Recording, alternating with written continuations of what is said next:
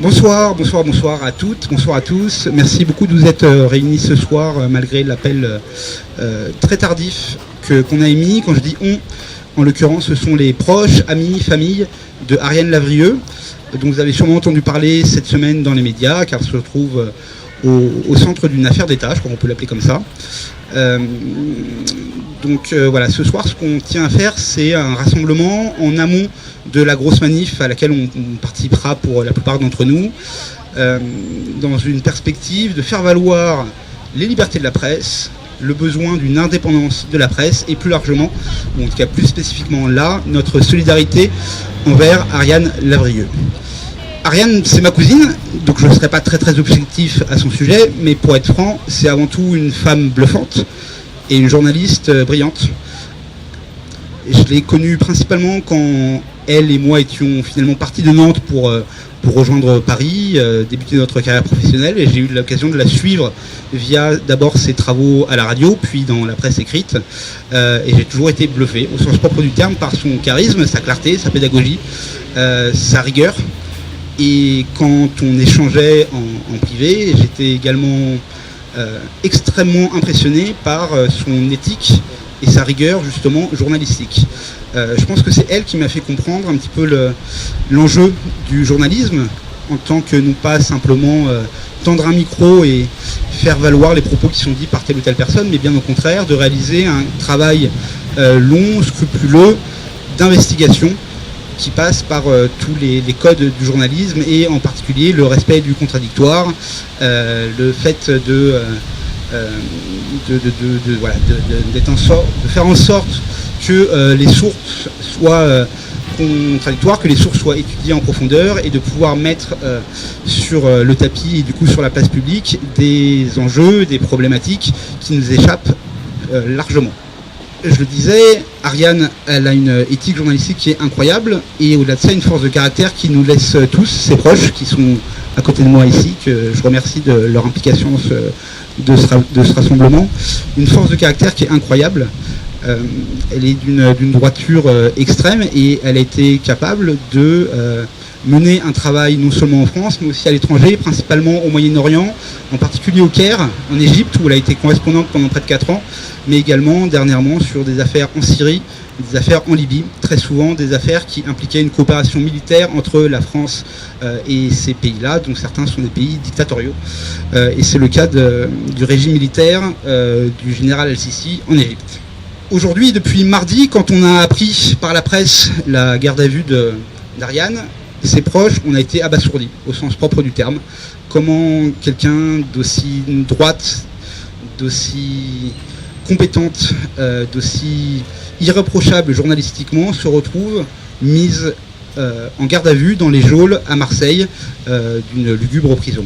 On ne comprend pas. On ne comprend pas non plus comment elle s'est retrouvée apparemment pendant des mois sous surveillance, à être traquée, à être surveillée, à être sous écoute.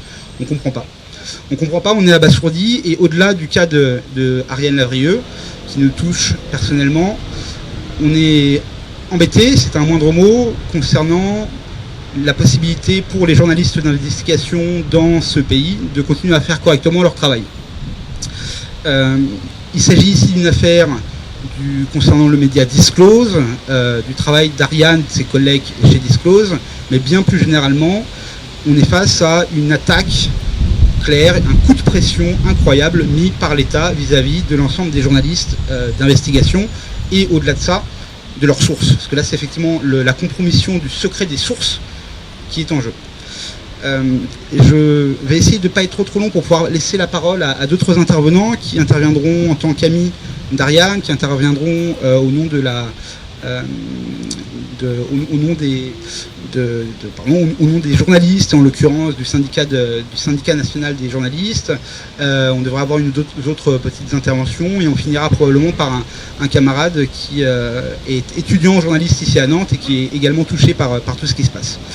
Moi, j'aimerais juste prendre les 2 minutes qui me restent pour rappeler un petit peu, de manière succincte si j'y arrive, l'affaire d'État qui a été soulevée par Disclose et par Ariane, c'était fin 2021, et ça concerne une opération qu'on appelle CIRLI, qui est une opération de coopération militaire entre la France et l'Égypte, qui a eu lieu de 2016 à 2019, donc sous les gouvernements d'abord, en tout cas sous la présidence de François Hollande puis de Emmanuel Macron, avec en fil rouge Jean-Yves Le Drian comme ministre de la Défense. Cette coopération qui sur le papier visait à mener des actions conjointes de renseignement visant à lutter contre le terrorisme et plus spécifiquement à contrôler éventuellement le passage par la frontière entre la Libye et l'Égypte de groupes djihadistes. Donc cette coopération à des fins antiterroristes a été purement et simplement détournée par le gouvernement égyptien, par la dictature militaire égyptienne, pour non pas lutter contre le terrorisme, mais pour cibler et bombarder des convois de trafiquants, de contrebandiers qui opèrent leur business, je dirais, entre les deux pays. Qu'on soit bien d'accord, il s'agit là d'exécutions pures et simples, extrajudiciaires, des exécutions sommaires et des exécutions commises par la dictature égyptienne avec l'appui de la France sur les impôts du contribuable français. Cette situation est absolument inadmissible et je crois qu'aujourd'hui, au-delà de tous les déboires que Ariane subit en ce moment, ce à quoi elle appelle, c'est à faire en sorte que son travail ne soit pas laissé à l'oubli, qu'au contraire, il puisse revivre, qu'on puisse s'en emparer, le partager, et qu'il éclaire nos consciences et nos grilles de lecture pour bien comprendre le monde dans lequel on est. Je ne serai pas plus long, je vais laisser la parole à Hicham s'il veut bien me rejoindre. Simplement, avant de finir, je vous invite, comme je vous le disais, à retrouver le travail d'Ariane sur le site de Disclose, donc disclose.ngo. Ils ont remis en première page l'opération Shirley, l'enquête qu'ils ont menée dessus. Une enquête étayée. J'invite aussi, éventuellement pour ceux qui préféreraient regarder une vidéo, à aller sur le site de France TV qui a remis le magazine Complément d'enquête qui avait été aussi justement travaillé par Disclose, par Mediapart, par Ariane Lavrieux et ses confrères et consoeurs journalistes. Et enfin, justement, je vous invite aussi à aller sur Mediapart qui a beaucoup d'articles d'Ariane Lavrieux d'une part, mais également concernant l'opération Shirley, en particulier l'émission d'hier soir à l'air libre qui est revenue en long, en large sur cette affaire d'État et les troubles causés à Ariane Lavrieux. Voilà. Je vous remercie beaucoup d'être là. J'essaierai de faire passer le micro dans la foulée. Si tout se passe bien, on essaiera d'avoir Ariane au téléphone dans quelques minutes. Mais voilà, je croise les doigts. Merci à vous.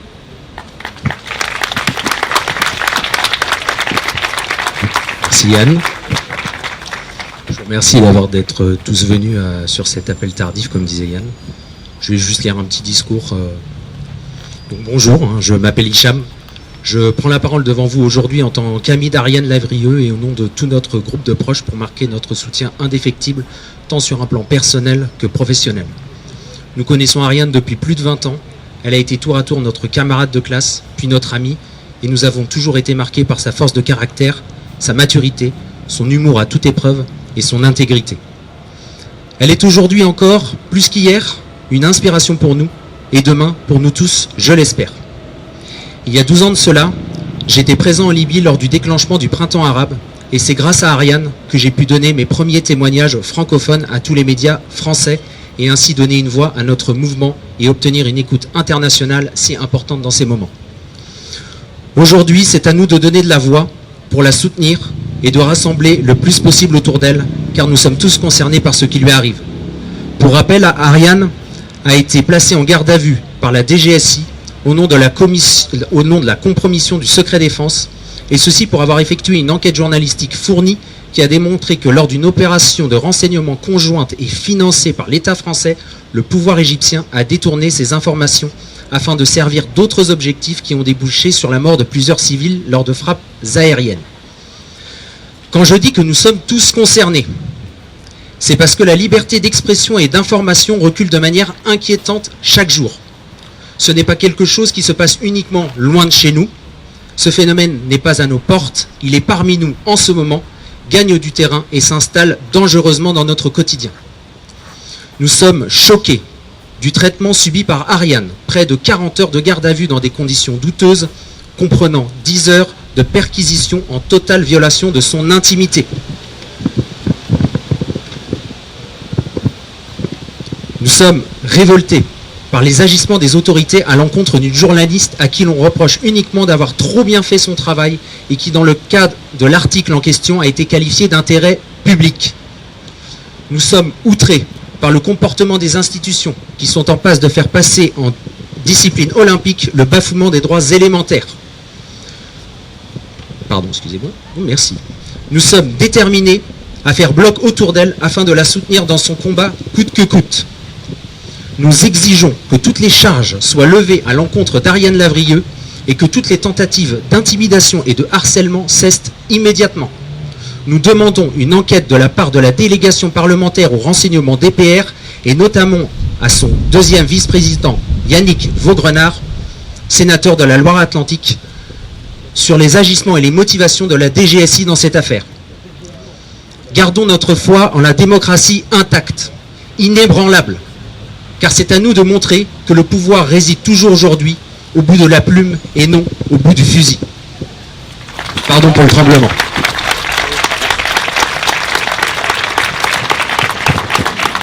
Merci beaucoup. On accueille, merci de les accueillir aussi, Éléonore et Vanessa du syndicat national du journalisme. Je laisse se présenter. Bonjour à tous. Donc, moi j'interviens ce soir en tant que co-secrétaire national du SNJ-CGT de France Télévisions. Et derrière moi, c'est l'ensemble de notre syndicat qui voulait ce soir soutenir Ariane Lavrieux.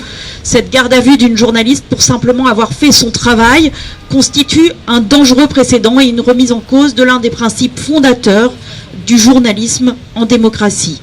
Pendant 39 heures, les moyens de l'antiterrorisme ont été détournés pour tenter d'intimider notre consoeur et l'inciter à dévoiler ses sources. Son enquête pour disclose a été qualifiée d'atteinte à la défense nationale, alors qu'elle révélait entre autres que l'État français avait été complice d'exécutions arbitraires par la dictature égyptienne du maréchal Al-Sisi. Ces informations d'utilité publique ont été reprises et diffusées sur France Télévisions dans l'émission Complément d'enquête que vous pouvez revoir en ce moment.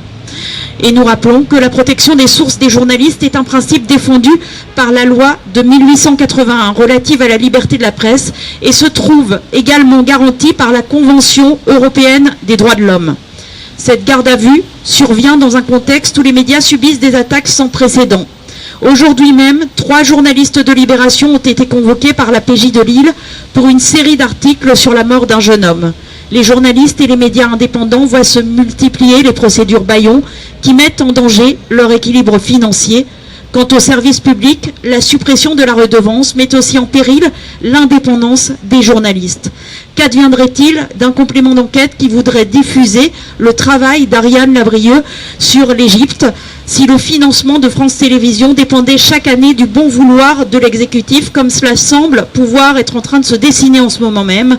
La liberté de la presse est l'un des fondements de la démocratie et c'est à ce titre que le SNJ-CGT de France Télévisions est présent ce soir pour soutenir notre consoeur aujourd'hui et demain si des poursuites étaient engagées contre elle.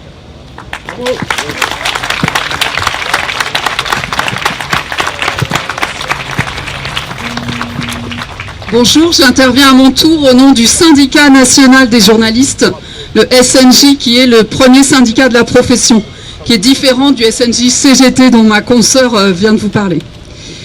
Le placement en garde à vue de la journaliste Ariane Lavrieux pendant 39 heures dans les locaux de la DGSI et la perquisition de son domicile sont une atteinte inacceptable au secret des sources des journalistes. On n'a rien en ligne. Je te coupe 2 secondes. Ok. On n'a rien en ligne.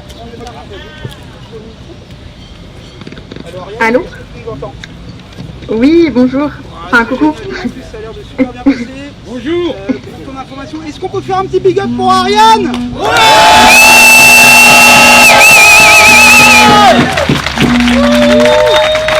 Merci. Il y a le soleil et il y a plein de gens qui sont venus en pensant bien à toi et en solidarité. Je sais que ton temps est super contraint. Est-ce que tu veux bien nous dire, voilà, prendre 2 minutes pour nous dire quelques mots? On est là, on est, je sais pas, on est 200, 300 réunis au moment mort. J'ai la Tour de Bretagne en face de moi, il fait un super soleil, on s'apprête derrière à partir en manif tous ensemble. Voilà, à toi la parole, merci de nous appeler. Eh ben, merci d'abord, merci beaucoup pour votre mobilisation, ça me touche vraiment beaucoup, parce que ces dernières semaines, ces dernières heures ont été vraiment éprouvantes, physiquement, moralement, et bah, de savoir qu'il y a tout un tas de Nantaises qui me soutiennent, et puis bien plus largement que moi, en fait, qui soutiennent aussi le journalisme, le droit des citoyens, votre droit en fait à savoir ce qui se passe, à savoir ce que font les gouvernements en notre nom. Bah, ça veut dire que la démocratie en fait elle est vivante grâce à vous, et ça nous donne de la puissance, ça nous donne de la force de continuer à nous battre, parce que bah, c'est pas terminé du tout. J'ai été libérée effectivement après 40 heures de garde à vue. Mais je vais peut-être être mise en examen. C'est une des possibilités. Un certain nombre de pièces ont été saisies, de documents ont été saisis chez moi pendant la perquisition. Et lundi prochain, on a rendez-vous avec mon avocate, avec le juge de la détention et des libertés, qui devra décider si les documents qui ont été saisis chez moi peuvent être versés à la procédure. Voilà, donc c'est des documents, je rappelle, qui ont été saisis grâce à des outils de surveillance pour espionner tous mes outils, ordinateur, téléphone, etc. Donc ce serait une nouvelle étape assez grave, mais vu ce qui s'est passé déjà avant, rien n'est exclu. Donc c'est pour ça que c'est important, et je suis vraiment très touchée, c'est important que vous soyez là aussi pour maintenir la pression et pour demander des comptes en fait. Aux autorités politiques, à nos députés, nos sénateurs. Je sais qu'il y a un sénateur en Loire-Atlantique qui est à la commission de contrôle du renseignement. Bah, c'est son rôle en fait d'interroger le gouvernement, de savoir pourquoi en 2023 une journaliste a été placée 40 heures en garde à vue, a mobilisé tout un tas de services qui d'habitude sont chargés de la lutte antiterroriste. Pourquoi on a détourné les moyens de la lutte antiterroriste pour traquer une journaliste, traquer ses sources, traquer les sources du média indépendant Disclose, et du coup mettre en péril toute la liberté d'information qui est essentielle pour une démocratie digne de ce nom. Voilà, donc je vous retiens pas plus et merci encore, et puis j'espère à bientôt pour de prochaines news plus joyeuses et prochains combats.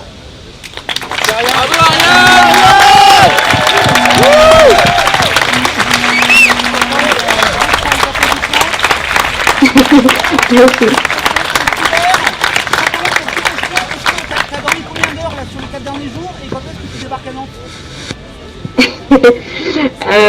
Non, j'ai dormi à peu près normalement 5-6 heures par nuit.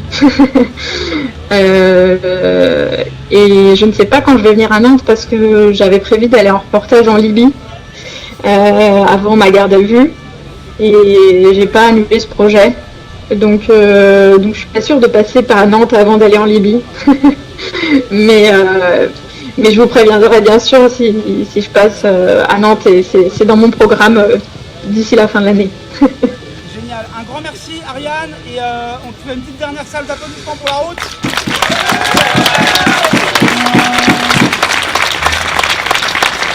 Et peut-être juste un dernier mot.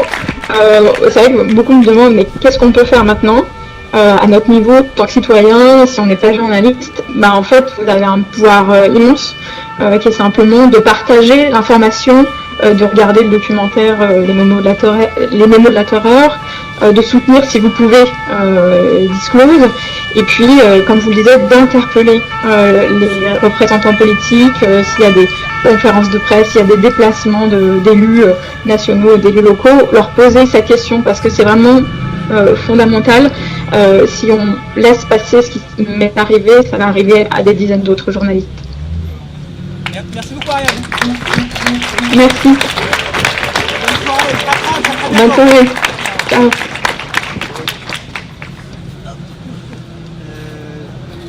Pardon Vanessa, je suis vraiment désolé, on se laisse reprendre. Je reprends, on est ému d'avoir eu Ariane, c'était un moment fort.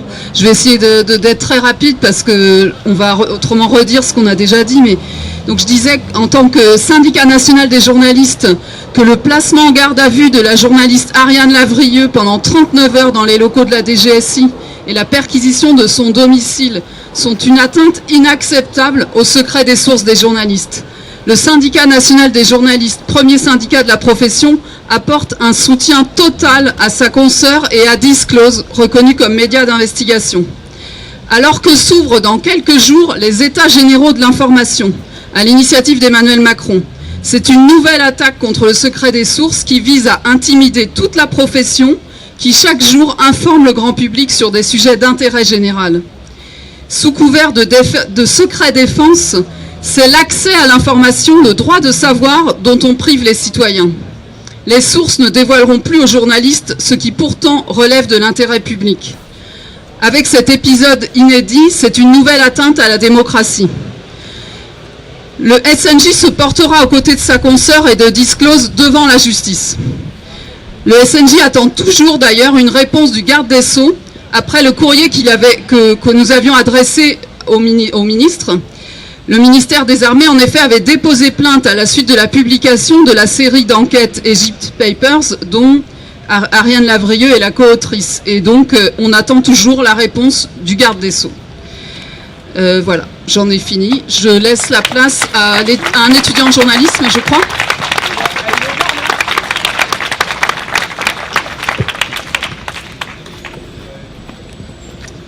Bonjour.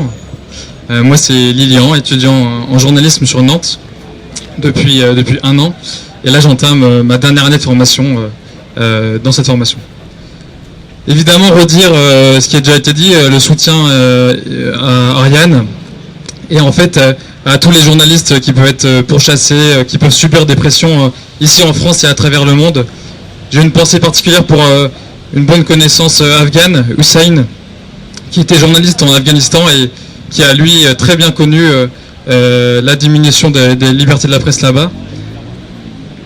En tant qu'étudiant, moi ce que j'aimerais dire quand même, c'est que tout ça nous inquiète, toutes les offensives qui peuvent être faites à la liberté de la presse. Je disais, ça fait 1 an que je suis étudiant, et en 1 an, j'en ai déjà vu pas mal des attaques à la liberté de la presse. En voici quelques-unes. Peut-être ça vous dira quelque chose, même si elles n'ont pas été très médiatisées.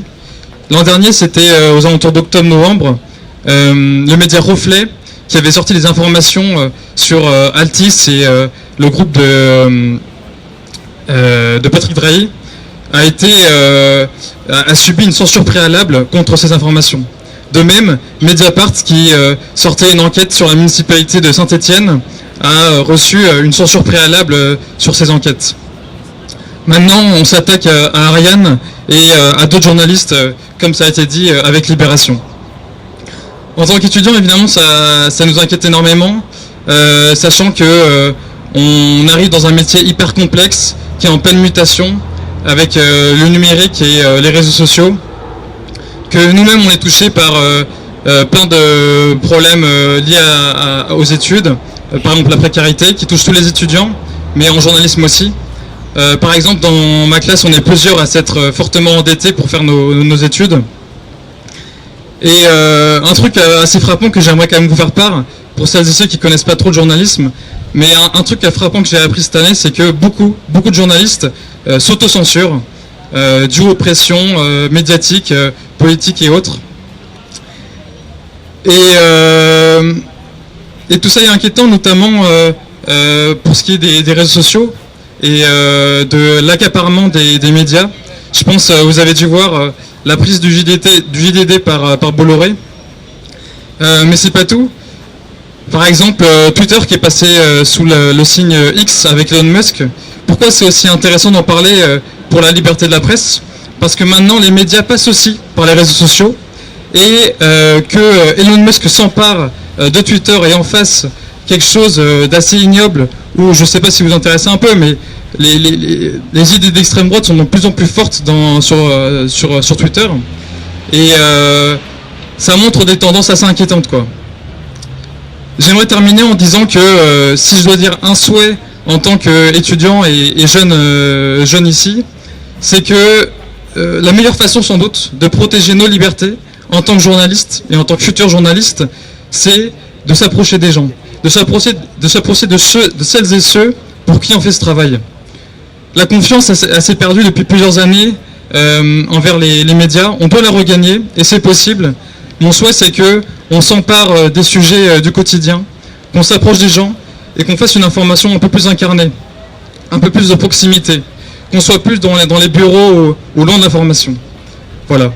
Je vous remercie et soutien à Ariane, bien sûr.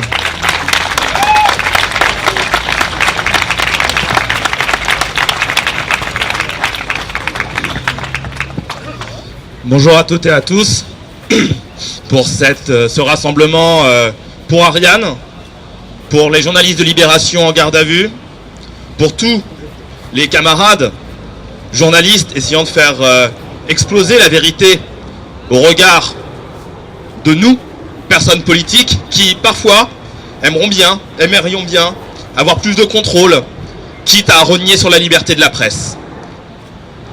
Eh bien, cette liberté de la presse, c'est un principe constitutionnel. L'article 11 de la Déclaration des droits de l'homme et du citoyen, que je vais retrouver, attendez juste. La libre communication des pensées et des opinions est un des droits les plus précieux de l'homme. Tout citoyen peut donc parler, écrire, imprimer librement, sauf à répondre de l'abus de cette liberté dans les cas déterminés par la loi. En tant que législateur, je vois passer en permanence ces lois visant à encadrer cette liberté d'expression. Je vois, au quotidien, des journalistes subir la pression de grands groupes, de Bolloré, d'une certaine extrême droite qui commence à vraiment enraciner ses racines partout au sein de tous les médias, et d'un gouvernement qui essaye de réglementer, en réalité de censurer l'échelle, la dernière bulle de liberté qui reste, qui était en effet le numérique. Nous venons de voter en commission à l'Assemblée nationale un texte qui s'appelle « Sécurité et régulation de l'espace numérique », un texte qui vise, outre à empêcher l'accès au porno, mais ça c'est dans le premier article du texte, à limiter grandement la liberté d'expression au sein des plateformes et de donner un pouvoir beaucoup plus puissant à ces grandes plateformes pour censurer. Eh bien non, je pense qu'il est temps à nous législateurs de déchirer cette bride et d'interroger l'État, d'interroger ce gouvernement. Et je m'engage donc pour Ariane, mais pas que pour Ariane, pour aussi Rémi Huizine qui a pu être harcelé, agressé lors des manifs retraites, pour les 3 journalistes de Libération, pour notre dignité à nous, patrie des droits de l'homme, qui sommes pourtant en permanence condamnés par la Cour européenne des droits de l'homme. Je m'engage à au moins déposer une question écrite au gouvernement sur la situation d'Ariane, et avec les groupes de la NUPES, de porter une question orale au gouvernement dans les semaines qui viennent pour avoir des réponses de la part du ministre, car il y a de cela 1 an, Al-Sisi recevait la Légion d'honneur par les mains d'Emmanuel Macron dans une cérémonie à Catimini que nous avions tous dénoncée. Eh bien, il est temps qu'ils en répondent. Mes camarades, mes collègues, une marche va avoir lieu juste après contre les violences policières qui ont été dénoncées grâce à la presse, grâce à la liberté d'information, contre un racisme systémique qu'on voit, qui est, excusez-moi, malheureusement on ne le voit plus, qui est la bombe qui éclate au visage de toute notre jeunesse. Je vous invite à toutes et tous à rejoindre cette marche, à rejoindre ce rassemblement, pour porter ce message que notre liberté, notre nombre sera toujours plus puissant, plus fort que leur coup de matraque. Et je vous souhaite une bonne marche et une bonne soirée.